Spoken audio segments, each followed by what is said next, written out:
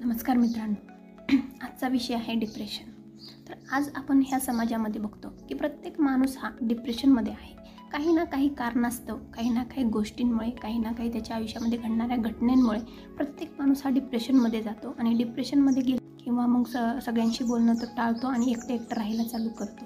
तर हे डिप्रेशन म्हणजे नक्की काय? तर मानसिक ताणतणाव ज्यावेळेस आपला वाढतो त्यावेळेस आपल्याला ना कोणाची बोलण्याची इच्छा होते, ना कोणाचं काही ऐकण्याची मानसिकता असते. सो हे डिप्रेशन ज्यावेळेस येतं त्यावेळेस माणूस नाना प्रकारच्या गोळ्या, औषधं चालू करतो की माझं हे डिप्रेशन कमी होईल, मला शांत झोप लागेल. पण खरं तर शांत झोपेसाठी आणि हे डिप्रेशन कमी होण्यासाठी दुसरं काहीही करावं लागत नाही.